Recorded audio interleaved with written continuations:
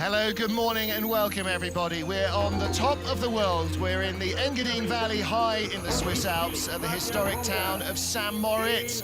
And on the road from the town down to the village of Celerina in the valley, for over a century they have been sliding during the winter. We're here for the first run in round 5 of the Men's Skeleton World Cup. I'm Martin Haven, and alongside me in the booth at this historic venue, the woman who won the 2007 World Championships here, Noelle Piker-Space. Noelle, what is it about this track that makes it the most special? This track is absolutely amazing, and for most athletes, this is their absolute favorite track in the whole world. You'll see here the start. Every year, they rebuild this track from scratch. Going into this first kink, you're not going to want to see anybody's toes touching on the ice. You're going to want to see a lot of good form, head low, feet together, arms in nice and tight. Coming around kink 2. Now, this track is one of the fastest in the world. It is one of the longest in the world. So this is going to be really exciting. Right here, this has been a really difficult curve this week, and we'll see some athletes coming up high on this exit and maybe even coming close to that left wall. Coming into snake, in and out, and now into sunny corner. These corners are not called 1, 2, 3, 4. These actually have names. Now into Nash and Dixon. Now comes the infamous horseshoe curve. You're going to want to get some height in this curve, going in a little bit late, up to the roof, and right back down. Now into telephone. They call it that in case you had a bad accident in horseshoe. You have a telephone to call up to the top. Coming around, this is Devil's Dyke. We've had a lot of troubles in this curve as well this season. And now coming now into the bottom of the track. Your speeds are reaching up to 135, 136, 137 kilometers an hour. It is a rush. Coming out of this last Sachs corner and into Martineau and Portigo, and hopefully you come across that finish line knowing that you gave it your best, knowing that you had a good run, and feeling that speed inside your helmet. Well, it is an artificial track. It's built through a path, through the woods every single season, as Noelle says. It's fresh every year, so every year different nuances, and it's just got an entirely different feel. It's almost silent for the athletes compared to the normal artificial tracks. Well, Alexander Chechikov of Russia won last week and is now our World Cup points leader ahead of Martin Stukors. I beg your pardon, Martins won last week ahead of Chechikov, but Chechikov still leads the World Cup rankings. And the World Cup rankings after Eagles next week will be the final cut-off to decide who gets to go to the games in Sochi and in what position in the starting order they are likely to be. Lukas Kummer of Switzerland won the Swiss Championship in the Christmas-New Year break. There is Martin Stukors. The most successful nation on this track since the 2006 Torino Games has been Martin Stukors. Second most successful nation, the USA, combined in terms of the men's game. So he's got quite some history here. And Noelle, first start draw here. It doesn't particularly matter where you start in the starting order, but with the snow, a little bit of snow coming down, that might throw... It's a light, dry snow, so I don't think it'll cause too much trouble today. But on this track, you know, aside from most tracks in the world, you really don't want to be first off. This track has a tendency to speed up as it goes down, but we'll see how much of a part that plays today. Well, as ever, it's a combination of the time from your 2 heats added up, and the least time to get down in 2 runs wins. And the fastest 20 from this first heat of 29 sleds will go in heat 2. Martin Stukors, our standout in men's skeleton over the last Olympic cycle, is the first on the track here in St. Moritz to get the World Cup underway. Sled built by his father Dennis, and a new start record, 4:87. Because the track is new every year we reset the records. Now that's a very quick start. The only one that I can foresee even come close to that is going to be Trechenkov, and he's going to want to go for it. You see him coming out of wall, getting close to that left wall. He had a fight to get back into snake nice and early. His form is always impeccable. Always. One of the things about this track, Noelle, is because it's so long, there's more space between one and the There is. The transitions are very smooth. Expansion choices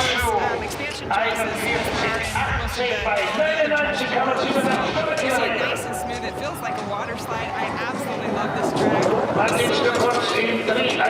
quick as well, 99 kilometers an hour, 62 miles an hour already, and still accelerating hard. This is going to be a tough time to beat. He's having mit einer Geschwindigkeit von 130,7 Stundenkilometer. Head first, chin on the ice, dumps his head into the final corner.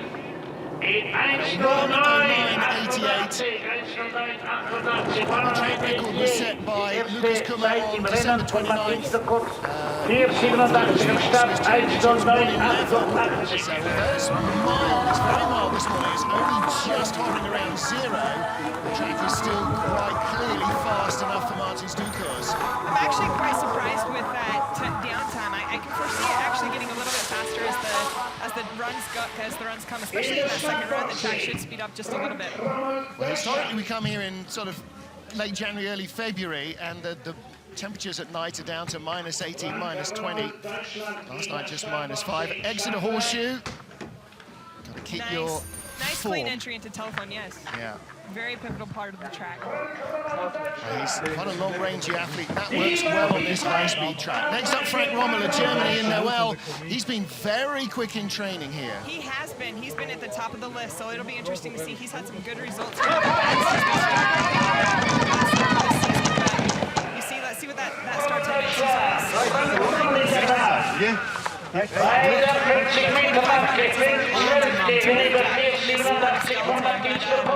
has a lot of track to see what he can do.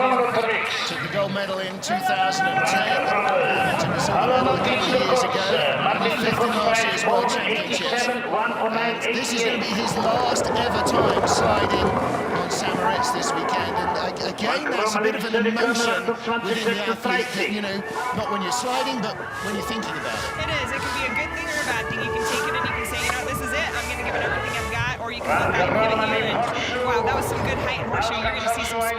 Let's see what that speed is if he's able to pick some up. He's back by 6,400 kilometers an hour. Let's see, this exit is pivotal. Oh, that was a very, very nice exit out of Devil's Dyke.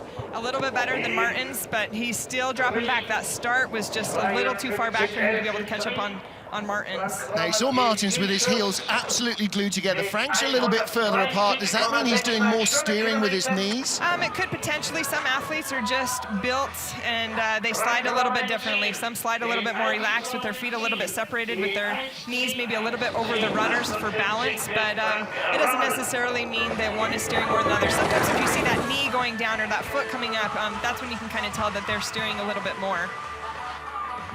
The secret to sliding ice fast, perversely, is doing as little as humanly possible. Frank Rommel, 7/10 back. Part of it is here at the start area, Noel. Yes, here at the start, you'll see him getting onto a sled. Let's see how that load is.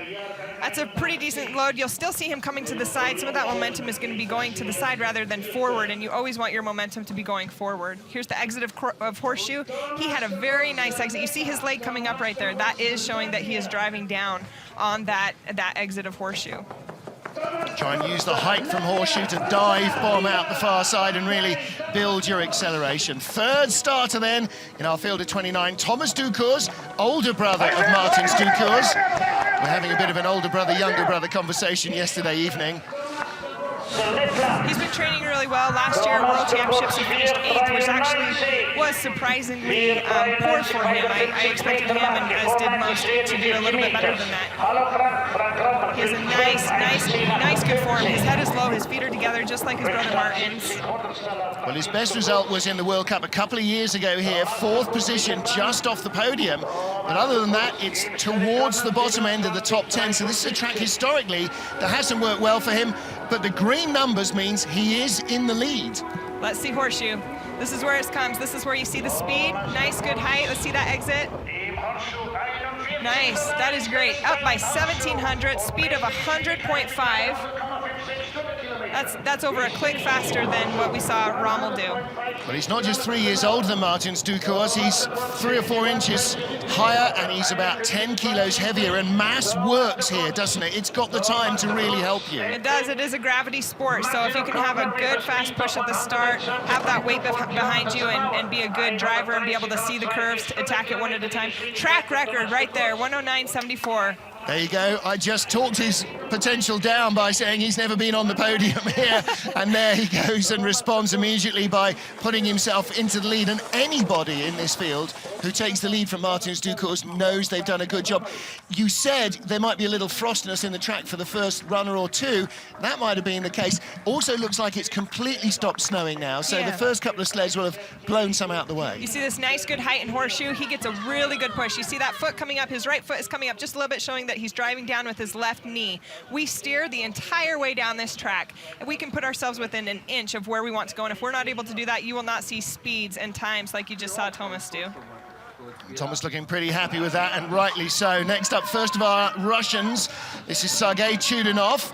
Not quite as quick at the start as the Russian rocket, his teammate Alexander Tretiakov.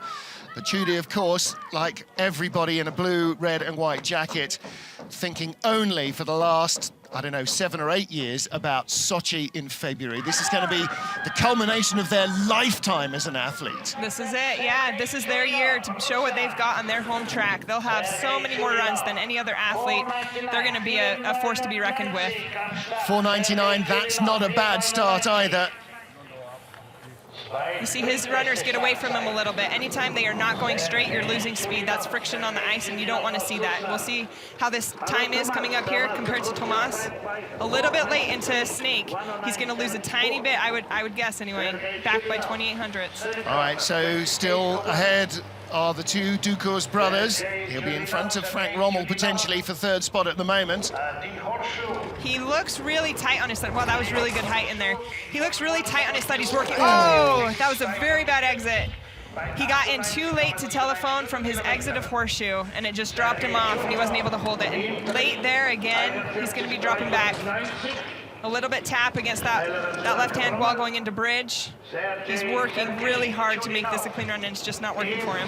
Well, when you see the sled coming head on, you can quite often see that you can see more than just the front profile of the runners. It looks like he's gone for quite an aggressive setup, and it's skidding around underneath him. And anytime the runners get sideways, like a ski, it is robbing you of speed. It is robbing you of speed, and we have a little bit of control over that. We can add what's called rock into our runners. So our runners aren't necessarily, the runners are the still part on the bottom of the sled, and they aren't necessarily flat all the time. What we do is we have a little bolt in there, and we'll tighten it up, and it'll actually put a little bow into those runners. You'll see him coming in Horseshoe.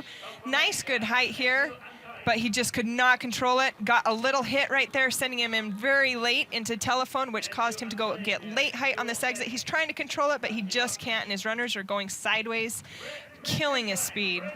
So we got height in Horseshoe, but by getting on too late, it was too far around the corner and paid for it in the next 3 turns. Next up from the USA, Captain America, at least in his underpants, Matt Antoine.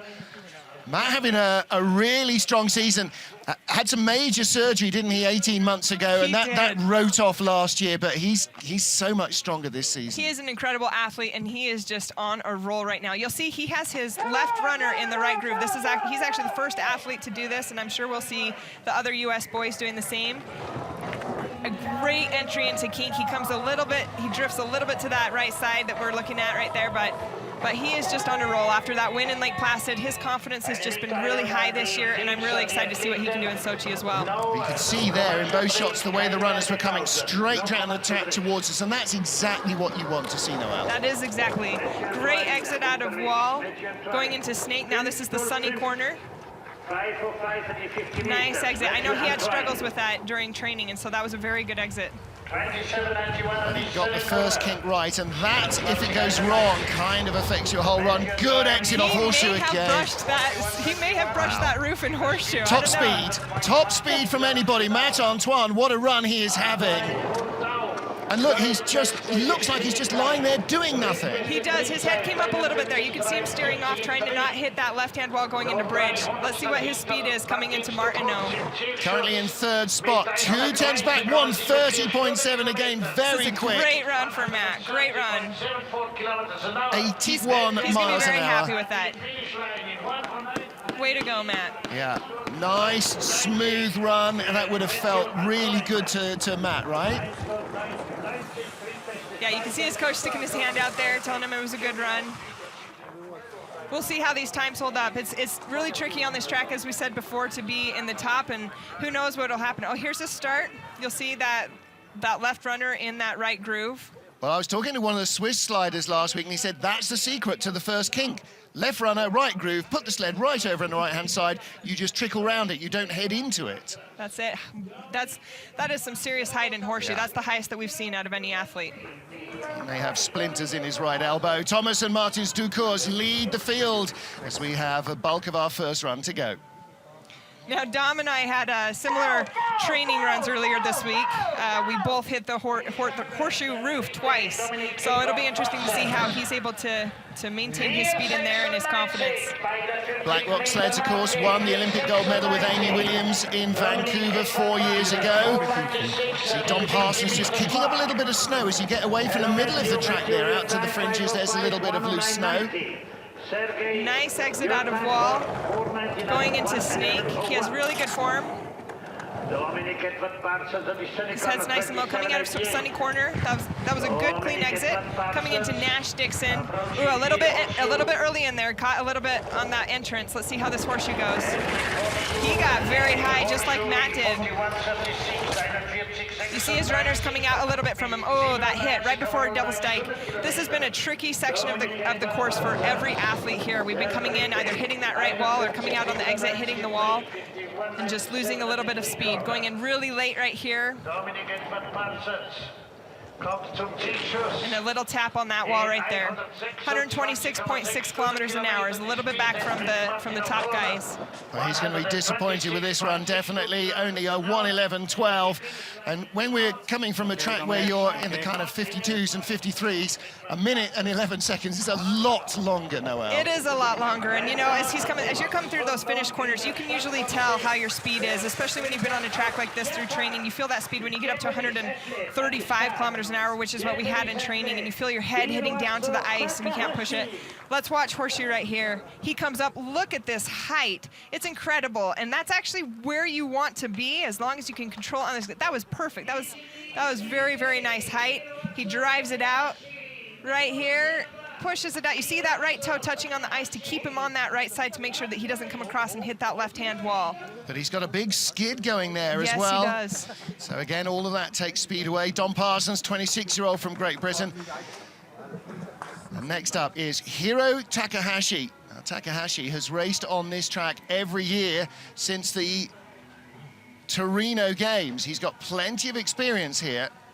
You'll see on the bottom of the spikes, it's not necessarily a track spike. We have hundreds of little pins on the bottom of our feet in order to help us grip and enable us to push off the ice. And watch him coming towards you. You should just see a straight profile of the runner. Which you do. Yeah. Very nice drifting to that right side. You see that little left toe coming out, trying to keep him away from that right side. That was very nice. He kept it very calm, nice and straight with his runners. Ooh, a little bit of a skid. I often think driving these is a little bit like surfing. It's all about moving your body subtly to get what you want. It's all about rhythm, it's all about feeling. I mean, there are things that we can't even see on the TV where we break away from our sled. We're not necessarily going completely straight, but when we're on our sled, we can feel it going a little bit to the side, and we might not be seeing those things, which is causing athletes to bleed time down the track. What about your heart rate? Obviously, you have this enormous start, and then you have to lie on the sled and be as calm and still as you can. That's one of the incredible things about this sport is you have to get amped up. You have to get ready to go to give your sprint to push as hard as you can, and then right when you hit that sled, right when you lay down on your stomach, you need to take a deep breath and just melt like butter into your sled and be as calm and as poised as you can possibly be. Well, Hiro coming off an 8th place finish last week at a short track at Eagle at Winterberg, where you've got to avoid losing time. He's got a 4th fastest run here. He's in good form. That is very good form. He is going to be thrilled with that. He's going to be very thrilled with that. Now, the thing that we have to do as athletes is after we get down with our first one, what I like to do anyway is I like to kind of forget that I did my first run, because a lot of times you have that pressure on you, and he's in a great position right now. Here we see him coming out of horseshoe. He's a little bit low, actually. Seeing that left toe dragging on the ice, but his speed was incredible. He maintains it. He keeps his body and his sled away from that left-hand wall, setting him up great for telephone. A really nice exit there. That's great. Sled and athlete both get weighed. The brain on the helmet is my broadcast partner from last weekend, Johnny Fairburn of Canada. Changes to the Canadian setup. Dave Grzeskiewicz has been replaced in the World Cup by Olympic champion John Montgomery, who is finally starting to see some form. Johnny Fairburn, 5:01 start. Again, that's not a bad getaway. Yeah, and something else you want to notice is the speed after the start, the velocity from the start. He had 50.9, which is pretty decent. This sport is all about speed. It's all about how fast you can get down the track and how you can maintain that speed, keeping those runners straight together. That was very good out of Snake coming into sunny, down by 22 hundredths. You see that light snow coming onto the track. It's hard to say how much that's going to inhibit everybody else, as this track tends to speed up, but that snow will technically inhibit that speed. Yeah, it could definitely have an effect. Of course, you're coming mostly down the hillside through the trees here, so that protects you from some heavy snowfall, but it can drift into the track. It's quite dry and icy still there, so it's quite crystallized rather than wet and floppy, and that has less of a slowing effect. Johnny Fairbairn onto the fast run down now to the final couple of corners. 129.5 isn't quite what we've seen from the top competitors, but it's going to be a decent run. He's had a nice clean run into 4th position, down by 54 hundredths. That's a good run for him. That's good. Yeah, you see Duff, Olympic champion Duff Gibson over there saying, that's good, that's good. Yeah, I'm going to put together a coach's table of success at St. Moritz. I think at the moment, Eric Benotus, who coaches the Aussies, I think he's the best of the coaches on this track. Johnny Fairbairn looks pretty happy with that one. Yes, he should be. Here's the start. You see that sled kind of rocking. You got to make sure you don't put too much weight on that so that it doesn't come out of that groove. Nice low load. He's going to be happy with this run. I almost don't say this, but this is one of the tracks where you almost never see sleds popping out of the grooves because it's a much longer start than some of the others. It's true, it's true. Oh, you see other Russians out there cheering on their athletes. They'll all be sliding tomorrow. Yelena Nikitina in her familiar pink cap. Now, Trechikov is on a mission. He's the world leader. He's the world champion on this track from last year. Let's watch this track. Let's watch the start time. Start record right there. 4:75. Wow. When the Dukuzes are in the 480s, that's a big step forward. That is incredible.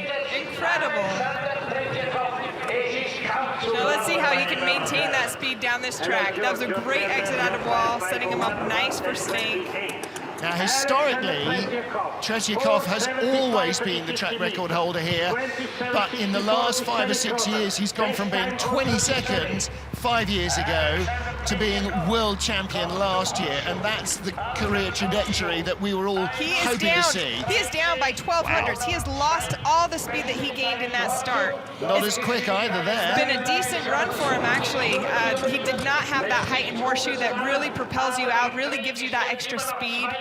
Coming into these lower corners, coming into bridge and leap and sacks, now into Martinho Portugal, you can see that his speed just isn't quite the same. 129.9, down by 0.2 of a second. Barely any faster than Johnny Fairbairn, yet he started a 1/4 of a second quicker, and he's in 4th place ahead of Johnny Fairbairn, 17 hundredths off the lead. Now that gives a top 4 covered by less than 0.2 of a second over a mile of ice. That's very close. You can see he had a really good bottom of the track. I mean, he was down by 0.2, and he actually gained 3 hundredths just in that lower portion alone. So that shows. Here is this rocket Russian. Here is his quick start right here. Look at this. He's a southpaw, but again, he's got the sled in that right-hand groove. The grooves are cut for very lean. Grooves are cut for a bobsleigh, which is why the skeleton doesn't sit in both grooves. You can have one or the other, and that little taps like that are so detrimental to you. Kills your speed, especially up top. Every 100th at the top is going to be 2 hundredths at the bottom. Every athlete has to get on the scale afterwards, weigh themselves, weigh their sleds, combined weight. Next up, John Daly of the USA. And let's see what he can produce here. You see him putting his left runner in that right groove as well. John Daly only had 3 World Cup races here. He's not been out of the top 6. He's having a really great season. You see his head is a little bit high. Well, that is always the case. He always is looking much more than any other athlete, no matter how well he knows the track. Yeah, and some of that, honestly, comes down to the bone structure in your face, and comes down to your neck and your strength and just the muscles, how tight you are. Let's see what this speed is coming into horseshoe. Nice height in there. Oh, that is going to kill his speed. He was gaining. He came out of horseshoe a little too high on that exit, hit that left wall, going into telephone. He's going to be, and hit again there, out of Devil's Dyke. He's been struggling with that all week. You hear all the scratching noises. That's not his chin, that's his toes he's steering with. It's his toes, and sometimes when we get into those high pressure corners, our helmets get down on the ice and they drag. 125.5, he's gonna be very disappointed with this run. 5 kilometers an hour slower than the fastest. That's a really tough run for John Daly. But that was a classic Sam Moritz run of 2 halves. Looked good all the way to Horseshoe, looked horrible all the way after. Here comes a replay of Horseshoe. Let's watch and see how that happened. Let's see what happened here.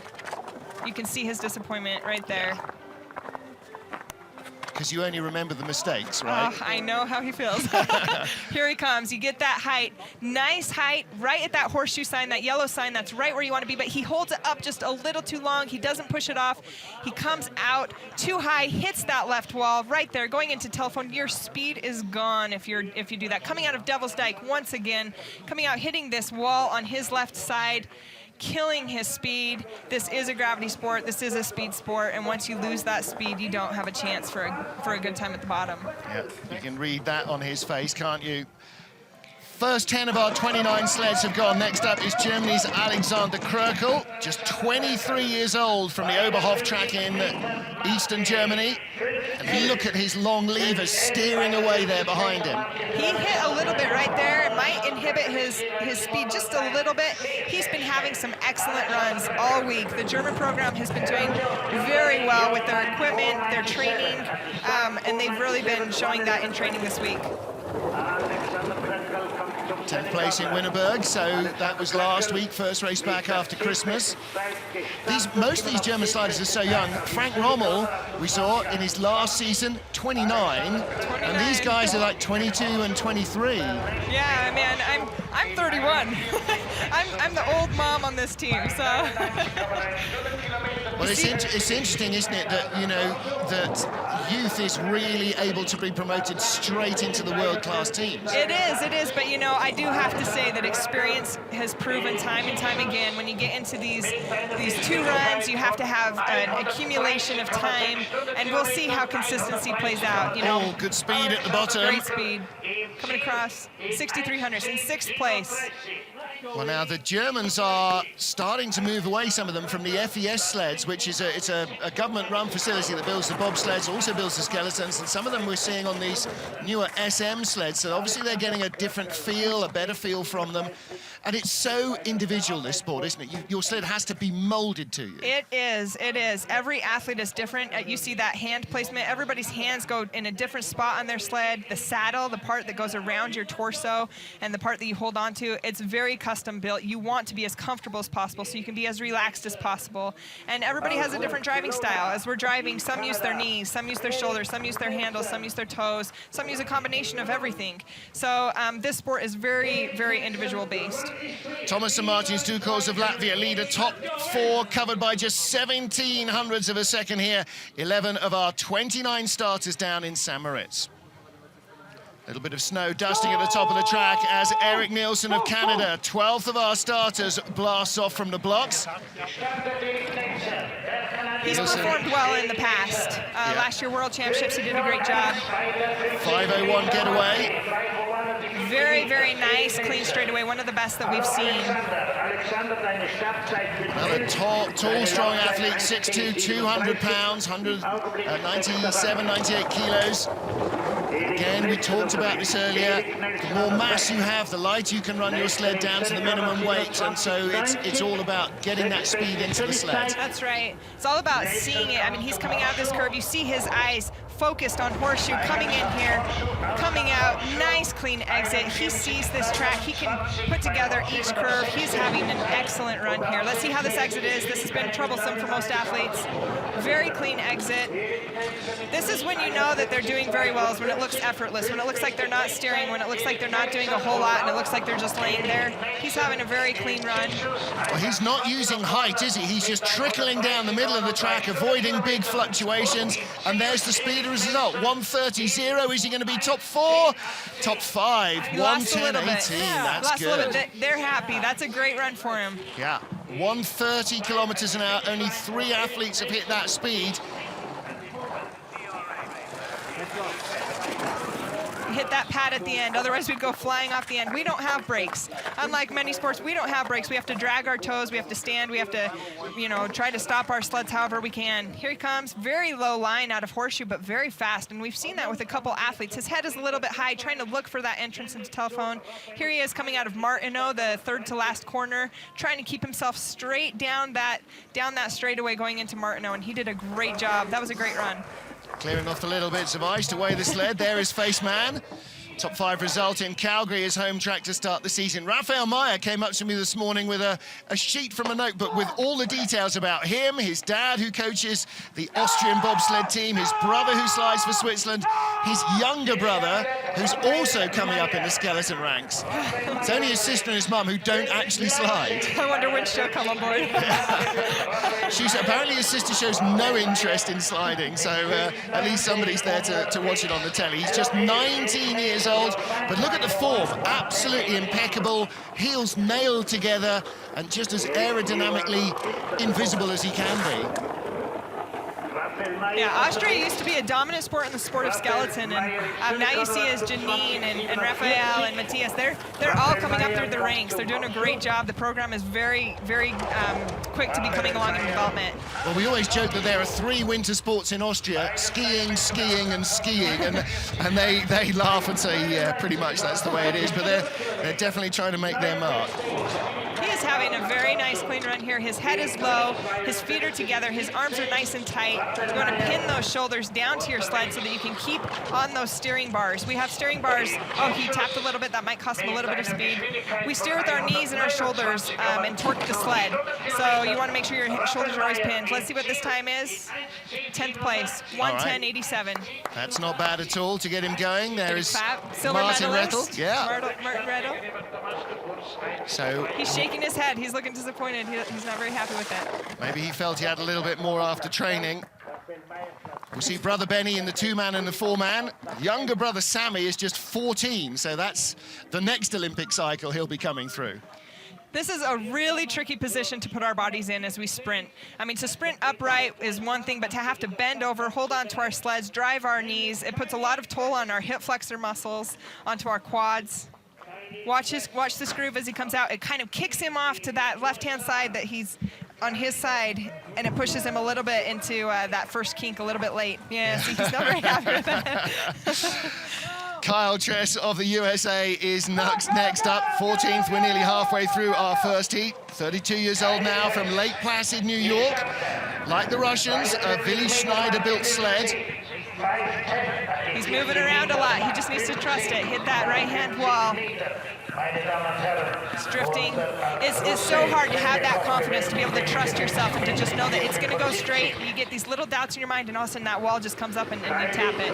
Nice, clean exit out of the wall. And the runners aren't long and flat like a ski. It is like the bottom of a rocking chair, so you are on a really teeter-totter little contact patch. Exactly, and that makes it a little bit more difficult for us to be able to maneuver it, to be able to keep our runners straight.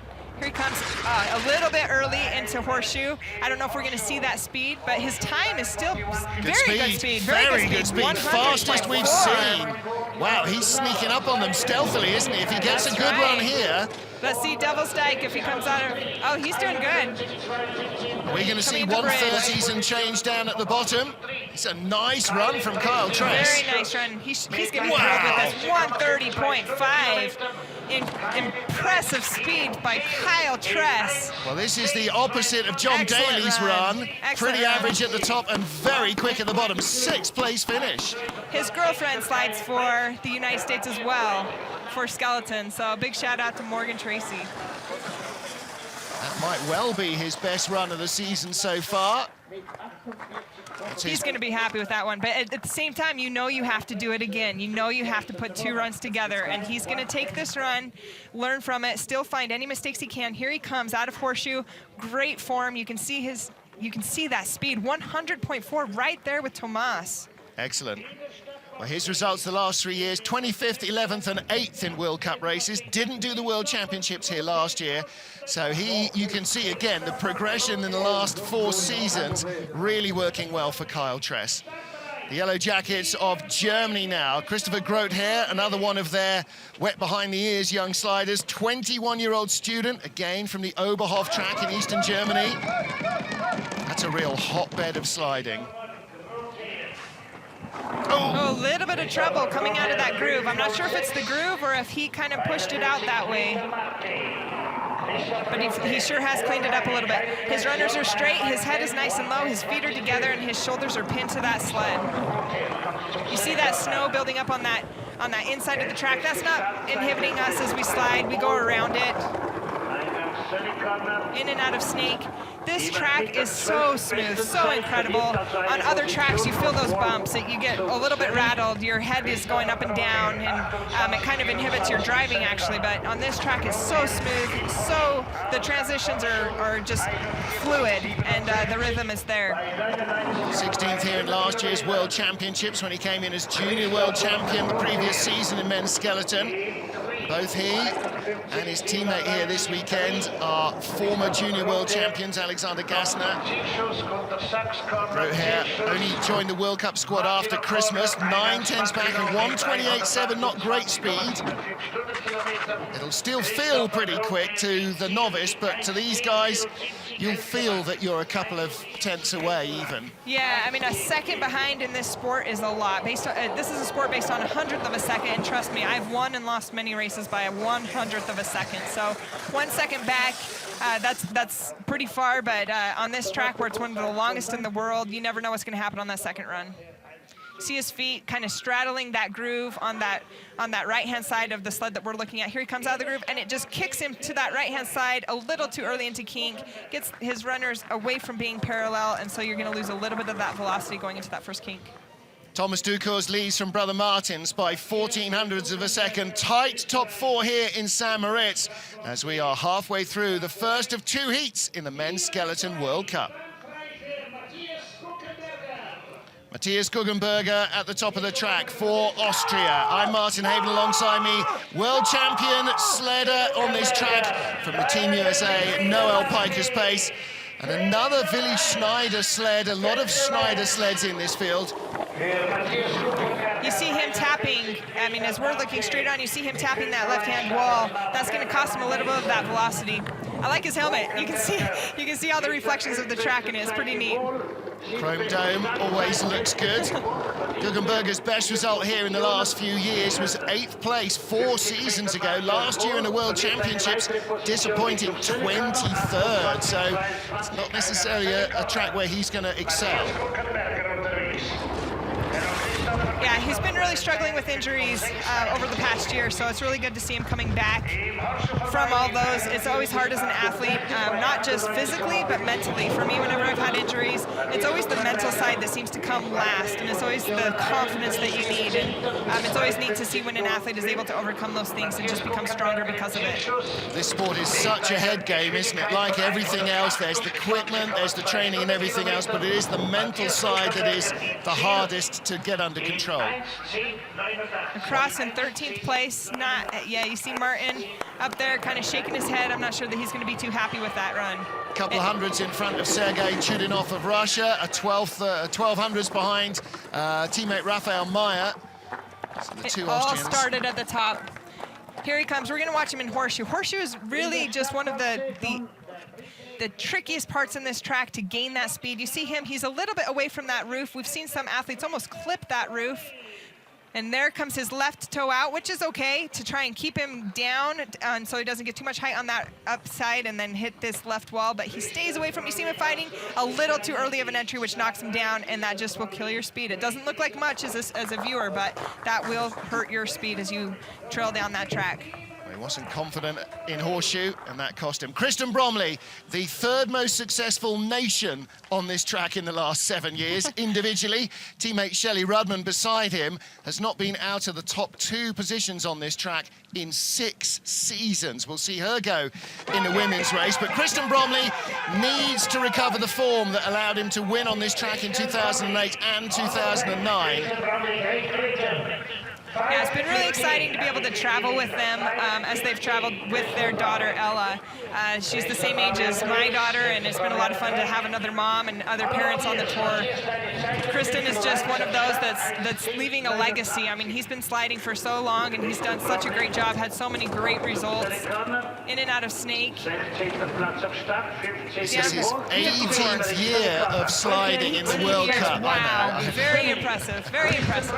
So he started when you were in what grade? But that's the way it is, you're competing against guys that start, or against women that's, well, certainly traveling with. And like I said, a lot of it is youth and that speed and that start, but a lot of it comes down to experience. I mean, this is a sport where you do see athletes that are a little bit older than maybe a figure skater. I am 31, as I mentioned, and I'm still going strong, and so it's not necessarily a sport just for the young.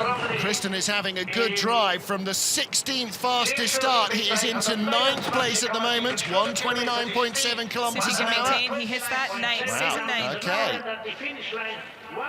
And it's all about working into getting the right setup for Sochi. And this is what Kristen does. He spends the entire year playing with setups. With brother Richard, who helps design and build the sleds. I mean, they produce sleds. That's the goal. That's the goal. The end goal, I mean, yes, every World Cup race, we're all going out, we're all giving our best, but the goal, and everybody knows it, is Sochi. That is the Olympic Games this year. Here's his start. You see that arm swinging back and forth for balance, for speed, for strength. Nice low load, looking forward. Even before he gets his position on his sled, he sees the track. He knows where he wants to go. He knows where he wants to be. He's very calm on his sled, calm and relaxed. Here he comes out of horseshoe. Low line, which seems to be fairly fast this year. And see that right toe just trying to keep him on that wall. So Kristen Bromley.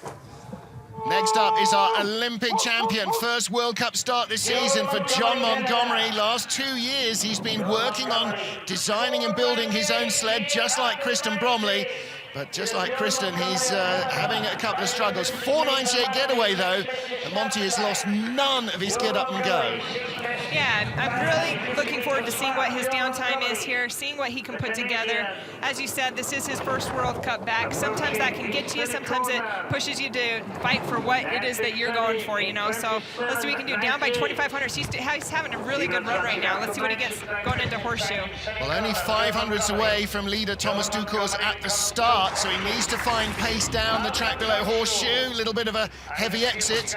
Extremely low in horseshoe. He had a very early entry. Early means that he got in on that right-hand wall. He kept his height very low. He did not have the speed that we've seen in other athletes. Oh, wow. Oh, my goodness. Wild moment. Oh, my goodness. Too high on that exit, just knocked him off. I don't even know if he's going to get a second run after that. 121.8. I don't know if he's going to be able to be in the top 20. Only the top 20 athletes will get a second run to see how they do. He's in 18th position, and we still have a handful of athletes to see. We do. Yeah. He's going to be very disappointed with that. Duff Gibson there on the left. That's, not what they wanted to see. They brought him into the team, Dave Grzešić, who started in World Cup because his pre-season trial was better. He got there on pace. Give him credit. He was going for it. You go big or you go home. Yeah. And here he is going into this corner, keeping his head down, keeping it nice and tight, just a little too much height on that exit. He's trying so hard to hold on, comes out on his right side, and hits that wall, just killing his speed. Going into this bridge corner, he's not going to be happy with that. That's going to hurt. Mentally as well as physically. Next up, Lukas Kummer, the man who won the Swiss Championships here on December 29th. This is his home track. Yeah. This is it. Fast getaway as well. He was second in the last day of the training for the men. What a great start. Look at that, 494, great start from him. He comes from Laufen, which is a little closer to Zurich. This is exciting for him. He's going into this wall corner. He knows this track better than anybody. He's had more runs on it than anybody. Only down by 0.14 of a second. A little too early in that curve. You see his shoulder come up off of his sled. Just oh no! Horror. Oh no! Hitting that left left wall right before horseshoe. He will not have the speed that he wanted, only with 95.7 kilometers an hour. Only 5'5" and under 150 pounds. Our race leader, Thomas Ducours, 6'3" and over 200 pounds. And that's a big difference in the way that your body sees the air, or the air sees your body, and the amount of mass you're carrying. Yeah, Lucas is Switzerland's big hope. Since Gregor Stolly, there really hasn't been anybody else. They've been looking to him. I'm sure with his second place finish in training, he was really having high hopes for this track. He's shaking his head. That's so frustrating. Yeah, comes in 18th, half a second quicker than John Montgomery, but again, dangerously close to the bottom of the top 20, and only the fastest 20 of 29 sliders will get to go in the second heat. So here we go. Let's see what happened here. Comes out of Nash and Dixon just too early, hitting that left wall, trying to fight it, breaking his sled away, going into a horseshoe in the wrong direction, trying to put it together, but after a hit like that, you see the coach's face, Mickey Grubenborg, you just see the disappointment in his face, turning away, can't even watch. Yeah. Nash and Dixon, so many years caused problems. That's the first major issue we've seen this year, though. Next up, Ben Sanford, tallest athlete in the field, just over 6'6", 5'6" a hair, apparently, as well nowadays. And very successful on this track. Not only is it his favorite, but he's been in the medals in the World Cup twice in the last 2 years. Bronze 2 seasons ago, or 3 seasons ago, and silver 2 years ago. Now let's watch the speed out of the start, how far behind he is. 28 hundredths. He has that long, lean body. Let's see if he's able to make up some of that speed. He's fighting. You see those feet behind him. You see his runners kind of going back and forth, weaving in and out. Last year, his magic deserted him in the World Championships, only 11th over 4 runs, and that's 4 times he was losing out with that start. I mean, he's over a quarter second slower than the fastest. Yeah, if we see decent speed of him out of horseshoe, we're going to see some good times from him. He knows this track very well. Nice, good exit. Let's see it. Here it comes. Great height. Nice exit. That looked very, very clean. 99.2, not quite what we've seen from some of the other athletes. But again, if he's got a good, clean exit from horseshoe, that momentum could well build. Could be shading. A little bit choppy there, I don't know. Not going to get 130 at the bottom. He just doesn't look as though he's going that quick. No, his head is a little bit high. He looks pretty tense on his sled. Wow. 130.2. Look at him proving us wrong. There you go. I only open my mouth to change feet anyway. Tucks his hands behind his back as he comes across the line just outside the top 10. With that start, that's unbelievable. Yeah. To be able to pick up that much speed down the track. Arms folded as ever. He's disappointed with that run. He doesn't have the body English that says, yeah, hey. I don't think he's going to be in the medals here. 2 runs. Anything can happen. Those walls are not soft. I mean, it has little grits on the exit of it. Let's watch the exit of horseshoe right here. Let's see how he did with getting that speed. That speed at the bottom was incredible. 130.2. That's excellent. Here he comes. You see his foot dragging on the ice because that pressure is pretty hard, trying to counter with that right foot, fighting to keep away from that wall, and he actually has a very nice entry into telephone right there. You can see the Kiwi iconography on his helmet. Lots of really excellent new helmet designs this year. Next up, Alexandros Kefalas lives just down the road in Samedan here. So this is his local track. Born of a Greek father and a Swiss mother. So he's lived in Switzerland most of his life. 5:18 getaway, a little quicker than Ben Sanford. But again, this is a track he knows well. He was 23rd in Winterberg last week in his World Cup debut. Let's see if he can improve upon that. I'm sure he just wants to get into that top 20 spot and hopefully better. I mean, this is his home track. He knows this track, so let's see what he can do. Coming into Snake, you see those transitions are very smooth. On most tracks, you'll see us dropping a runner. What that means is you get really high off, you hit it really hard. This is very smooth. It just feels like a water slide. It's very quiet. You don't hear the rattling of the sleds like you hear on most tracks. He hit the roof there. He actually tapped the roof there. Really solid athlete, 5'10", but over 180 pounds. He's a big, strong guy. And again, that mass all helps. 8/10 back. He's gone from 19th at the start into 17th place. If he's going to produce a big result in World Cup, this is the place to do it. 129.2, decent speed, about a kilometer an hour down from our leaders. 14th place at the bottom. I'm sure he'll take that every day. Part of the Seeker Abraces athlete training scheme that also looks after Martinson, Thomas Dukors, Gregor Staley is part of that program as well. The Swiss legend who retired 3 times in his career and kept coming back for Here he is. Here he is in Horseshoe. You see him actually hit the roof up there. Now, in years past, that has been a very fast line. It angles your sled. It turns you from that top angle, shooting you out. But this year, it just hasn't seemed to be that quick line that you've wanted. There he is again, hitting that roof. He maintains it. He keeps his form very composed, very calm. When you get into a situation like that, it's very easy to panic and to throw your feet out, and he held it together. There you go, that's what the experience does for you. Next up is Joe Cecchini of Italy, Canadian born and bred, which is why he hasn't got the most, Joseph Luke, not the most Italian of names. Fairly Catholic though, you've got to imagine. Yeah. So, World Cup rookie, first races this year in the World Cup, and the Italians trying to basically rebuild their bob and skeleton program. You can see his runners kind of breaking out from him. They're not completely parallel with the track, and that a lot of times comes with experience. The more times you can get down the track, the more times you can get on your sled, the better you're going to become, the more that you're going to relax and just not fight it. And it's the R word, isn't it? I think the relax thing is the most important thing of all. If you're tight, then your sled will skid around a lot. If you're relaxed, it'll just flow a bit better. That's it. He had some troubles on the exit of Horseshoe, and that's why we see this trouble right here. You might even see it on the exit here. A little bit of a skid going in, coming in late to Nameless. He holds it together, though, but typically when you see something going wrong on a sled, it actually happened 1 or 2 or 3 curves previous, and that's what we saw from the exit of Horseshoe, and it just kind of built up and compounded down those next few curves. Oh, and it's all caught up with him. He's got very little speed at the bottom. He'll be outside the top 20, and he joins John Montgomery in those who will not get a second slide. Disappointing run for Montgomery. The Olympic champion is out, and Joe Cecchini is out as well. 20 of our 29 first heat starters will go in the second round. And in the second heat, they go 20-1, so last to fast.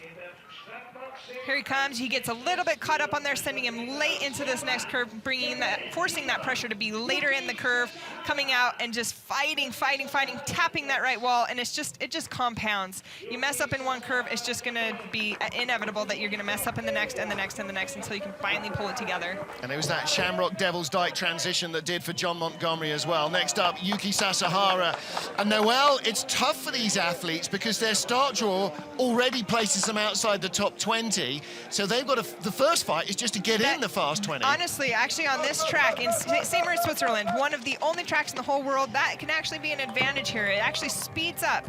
I mean, every time during training, the later that you went in the draw, the faster the ice was getting. And so it'll be interesting to see how their second runs go as those top competitors are actually going to be going last. So here it's actually something that you are looking forward to. Let's see what he can produce. Again, looking nice and quiet, and that's so important in this slower top part of the track. Coming down to Sunny Corner, one of only 2 corners that's got a wall on which it's built. All the rest is just stacked up in the snow. Nice clean line coming out of Nash Dixon into Horseshoe. Low line like we've seen, using his toes. I don't know that he needed to use his toes right there, to be honest with you. I think he could have had that with driving out with his shoulder and his knee on his sled. Every time that anything touches the ice, you're going to be losing speed. It's friction. And this sport, you do not want friction. And if those toes are touching that ice, anytime you're steering, you're causing friction, which will ultimately slow you down. Okay, he just didn't quite have the confidence in his line, did he? And that's why he made the little steer. 129.3. Like Eric Nielsen of Canada, though, a run sort of down the middle of the track ends up producing good speed at the bottom. 13th place. Yeah, that's great. What's the Japanese equivalent of Yarvol? 2 thumbs up is the answer. We always get the big Yarvol from Christoph Lang and the German bobsled coach when they've done well. 2 thumbs up from Katsuhiro Koshi is the stamp of approval. You see him putting his hands down to stop. That can be very dangerous. Yeah. But as we said, we don't have any brakes. So, I mean, it's either our feet, our hands, or however we can do it. Thomas and Martins Ducors of Latvia lead a tight top 4. Eric Nielsen in 5th place for Canada, ahead of the USA's Kyle Tress. We've had 23 of our 29 sleds down, and Olympic champion John Montgomery is one of the 3 so far that will not get a second heat. Mattia Gaspari of Italy, 2 young World Cup rookies in the Italian men's skeleton team. Martin Haven and world champion Noel Piker's pace on this track in 2007, watching the action. Noel, what about youngsters coming here? Is this easier to learn because it's more relaxed, or harder because it's longer and more nuanced? I feel like it's an easy track to learn on as long as you can hit those key points, as long as you know that there could be some trouble in horseshoe, as long as you sit there and you watch other athletes go down and you know what to do, what not to do. It's all about learning, it's all about studying, and we watch other athletes, we watch other competitors. You see them hitting that left wall, that's going to cost them some time. But you learn and you study it out, and it's just like anything that you do in life, and the more that you study it, the better you can become, and you try to implement that into your own driving skill, and hopefully that can make you better experienced. Well, visually, you can see that these athletes lower down in the draw, they're less experienced, they're less successful, they're moving around a lot more on the sled, and is that something that they'll adapt with age? You hope it is, and sometimes that comes down to just a really good coach sitting down with you and saying, okay, look, your head is really high, and you say, no, it's not, and then they show you this video and they say, yes, your head is really high, and until you can actually see it, sometimes you have to teach yourself, sometimes somebody just has to tell you, get that head down, be relaxed, you know, you need to steer down here, you need to hold it up here, and sometimes it's just a matter of you figuring it out on your own. But hopefully you gain that experience as you go. Every single run, hopefully you're getting a little bit better. Again, although these guys aren't going to get a second heat, you've got to be here to learn this track. You know, in golf, you can spend days on a driving range getting your swing right. Here, you come, you're here for a week, you get a dozen runs, 8 runs, 6 runs, 5 runs, whatever it is, and then you go away for another year and come back and try and remember it all. Well, and that's something very, very difficult about our sport as well, is that when we're done in, you know, the end of February, the beginning of March, we're done until October. And Lucas Kummer there, this has not been a successful day for him so far. Very disappointed. 21st place, he's been bumped out of the race by the Japanese. He won't get a second heat on home track. Swiss champion is out. John Farrow of Australia now. A couple of years ago, he was looking to be the next coming man in the young bobsled ranks, and then a horrible sprinting accident really badly damaged his ankle, and he's only just starting to get movement back in his foot. He's done very well. He's had some very good training runs. He's picked up the sport very quickly, and I think that we will see him in this top 20. Look at that nice, clean, straight line. One of the best we've seen, actually. Let's see how this exit of wall comes. Very nice and clean. He has a great coach, Eric Bernotis. It was one of my fellow teammates. He knows what he's doing. As you mentioned, Eric has had some of the best results here on this track, and so they're in good hands in Australia. Yeah, Eric won here, I think, in his World Cup winning year. John Farrow, former mountain bike downhill racer, so he'd like this place in the summer as well. Well, a little bit of trouble on the exit of horseshoe. He got hung up, which caused him to have a little bit of trouble going into those next 2 corners, into Telephone, into Shamrock. Yeah, good speed, 99.4 kilometers an hour is not bad. Let's see if he can rescue this. He had a hit there. He is not going to have the speed he needs. I hate to say it too early. We'll see.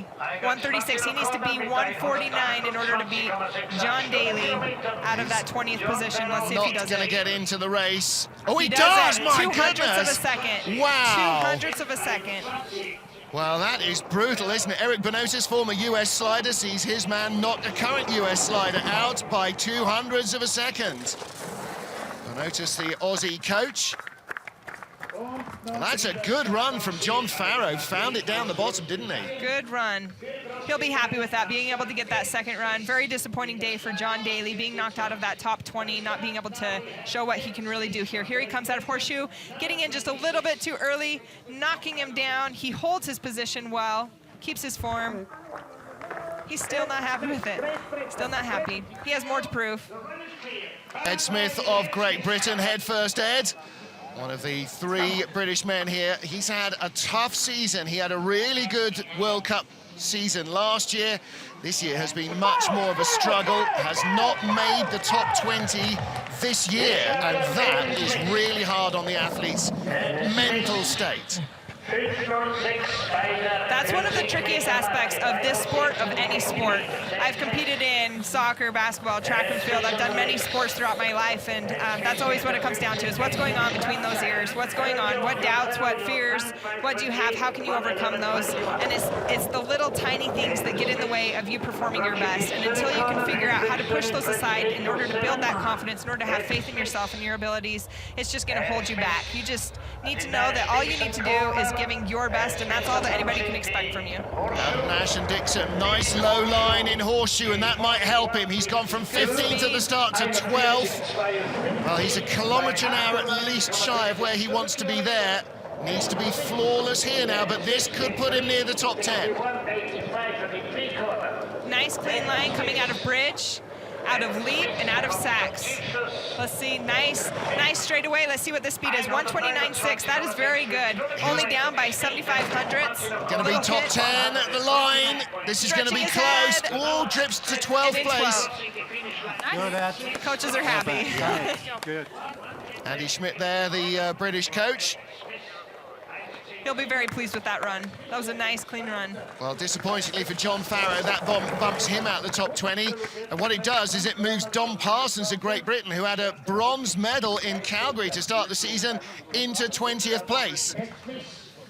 That's a good run. That's what Ed needs now. Just one good run, Noelle, can really change your attitude. That really does. You know, it builds that confidence that says, hey, I'm back. You know, I've got this. I knew I could do it. See, there he is, giving 5 with a big smile. There is the smile. Sometimes that's all it takes. Well, happy birthday belatedly for the 3rd of January. Andrzej Szczetina of Slovenia, again another member of the Sika Abrasives development program. This guy runs the family trucking concern back home in Slovenia, which is why he doesn't often compete full World Cup season. This year, here he is, though, on a Dennis Ducour's built sled, just like our top 2. Great position, his head's nice and low, his feet are together, he's staying relaxed. This is very hard. Those long straightaways are actually some of the trickiest parts of the track, just trying to make sure you have that confidence, saying, I'm okay. If I'm drifting to the left, I'm not going to panic. If I'm drifting to the right, I'm just going to hold still. Yeah, just lie there and do nothing. You almost want to close your eyes and pretend it's not happening. Almost. He doesn't like to close his eyes. He's a real speed freak. He races motorcycles as well. A little bit of trouble going into Dixon. He got in there at the wrong angle, setting him up poorly for that exit. Let's see what, down by 1.1, speed of 96, not the speed that he's gonna need. 27th at the moment. This is the slowest of the runs so far. 150, he will not be getting a second run. No, very disappointing run for him. And he'll be struggling to get 97 plus kilometers an hour at the bottom. He didn't. 127. Again, that's not great speed. You'll see him probably stretching his neck, just trying to get those hundreds. Well, he gets in front of Joe Cicchini and John Montgomery at the bottom, but exactly 2 seconds away from the fastest run. And again, you know, Noelle, you got a younger slider, not so experienced. He's got a Ducour's sled, same as Thomas Ducour's the leader, same as Martins Ducour's the second place man. It's not all about the kit. It's not all about the equipment. Here he is getting into Dixon a little bit early, and you see this is experience. Experience, he comes out, he drags that toe, he hits that wall. If you see someone like Martins going in a little bit too early to Dixon, he maintains it a little bit better. So experience goes a long way. Everything adds together. It all adds up, whether it's your equipment, your experience, your sprint, your way of feeling it, the rhythm down the track, it all adds up. From Barcelona in Spain, another not the wildly most wintry country you've ever heard of, Ander Mirambel. Well, he is looking to try and bust his way in from 28th starting position into the top 20. Needs to be within 2 seconds of the leader after a mile of ice. Down by 23 hundredths at the start. That is very difficult to make up time down the track when you're down by that much from the leaders. The problem is the leaders are a quarter of a second quicker than almost everybody in the field, aren't they? And they have the experience, they have the equipment, they have everything that they need in order to make themselves be the best, be the fastest. He's having a nice, clean run. This is looking like a really good run for him. Down by 66 hundredths. Yeah. It all comes down to speed and velocity. 21st at the start, down to 24th place by Sonny. He hasn't made the cut so far this World Cup season. Very nice lines, though. Very impressive. Down by 82. The speed is just 99.4. That's good. That's Here we good go. speed. Now, this is one of those below the horseshoe runs, isn't it? Here we go. Let's see if we can get him to 129s. Only down by 89. I think he's going to do it. I think he's going to do it. He could be bumping Dominic Parsons of Great Britain out of the race. Que bueno. Hey, get you with the language skills. 130s. It's the first in almost a dozen athletes to hit those numbers, and he's in the race, surely. 15th Great spot place. for Andre Mirambel. Very, very nice. Way to go, Martin Reddel. And you know, he is the Spanish men's skeleton team. He gets help. He travels with the Bromleys. Look at that. Yeah, oh, exactly. So much excitement. I'm so excited. So thrilled. Very, very exciting. Oh, look at that. The sliding meatball is in the second heat, and he is absolutely thrilled. That is his personal best, and you can see it on his face. So exciting. Not just the best run of his season so far. That might be the best feeling run down St. Moritz he's ever had. Now you do it again. Now you have to go back down. You get back up to the top. You write down your notes. He is good for him. Good for him. Putting it together twice. That's what it comes down to. Tough for Don Parsons. Tough for Pascal Oswald as well. Or as we've discovered this season, he had another name, Yves Pascal. He was christened. For the last decade, he's been known as Pascal Oswald. So Yves Pascal, the Swiss slider, missed out on Winterberg last week. He's still carrying an injury from pre-Christmas. So he decided to rest up a little and stay here in St. Moritz. Ryan Davenport, the Canadian legend, built that sled. 5:24. 49.4 kilometers an hour at the start. A little bit lacking, but that, you see how his runners are nice and straight. He's going to gain a little bit of speed just from that alone. Well, he knows with that injury, he's giving away time at the start. It's until he lies down that he's in deficit. Now he's got to try and use his knowledge to come back. Yeah, as you're going through these curves, a lot of times all we see is that white. We just see the blinding white of the ice. We're trying to look for that next entrance. He's coming in and out of these curves. You try to stretch your neck. You try to turn it to the side, left or right, trying to see the next entrance. And you're limited on your vision. Nice and lines. in this sport, you really need that vision. You need to be able to see where you're going. Some athletes will just put their heads down in these high-pressure curves. You see it pop back up. That's from the G-forces. Ooh, a little bit tricky. Got a bit of a darker visor on to cut down the glare here. See him putting his head down. That'll also help with aerodynamics, helping him to go a little bit faster. 1:27, hasn't got the speed he needs. The Swiss is not going to make the second heat. 22nd, maybe even 21st at the line. 24th. So he is out. He joins the 9 go-homes. And that is tough, you know, when you're the rookies, when you're coming into the program, when you're on a small team like Andre Mirambel. Go fast or go home is really tough. But when you make it, boy, there's the rewards, There's right? the reward, yes. I know this is going to be a disappointing time for the Swiss with both Lucas and Pascal not quite making that cutoff. Here he is getting in a little bit too early. You see his head down. That's very, very tricky and very dangerous. I mean, not dangerous physically, but for speed, for time. When you put your head down like that, you can't see your entrances to the next corner, and you're kind of left at the will of the corner, just trying to make sure your timing is exact where you need it to be. If Pascal Oswald joins Lucas Kummer, his teammate, in the go-home list, only one of the 3 Swiss athletes makes the second heat. But leading the field, again, it's that man Dukurs. No, it's the other man Dukurs. Martins Dukurs lies second. It is Tomas Dukurs of Latvia who leads the field after the first of our 2 heats. And he will go last in the reverse top 20 in Heat 2 to defend that advantage. And boy, his confidence has got to be soaring. It has. And, you know, to be there right next to his brother Martins and to be above him, I'm sure that just gives him that extra. They seem to be always complimenting each other, though. They work very well together, which is very exciting to watch and to see. Look how close some of the groups are. 400s, 300s, 100th of a second. We got 300s covering 8th, 9th, and 10th. We got 1700s covering the top 4. There's going to be a lot of changes. Again, look, Ben Sanford, Ed Smith, Frank Rommel covered by 400ths of a second. Sasha Hara and Mirambel by 200s. Could see some very entertaining running as the track speeds up in the second heat. In the shadow of the famous Dracula Club at the top of the track here, the Olympia Bob Run in St. Moritz. So that is the first of our 2 heats. Join us in just under half an hour's time as we go 20 down to 1 in Heat 2 to decide who's going to win the first of what will be 2 men's skeleton encounters on this legendary St. Moritz track. Join Noel Piker's Pace and me, Martin Haven. In the meanwhile, thanks for being with us.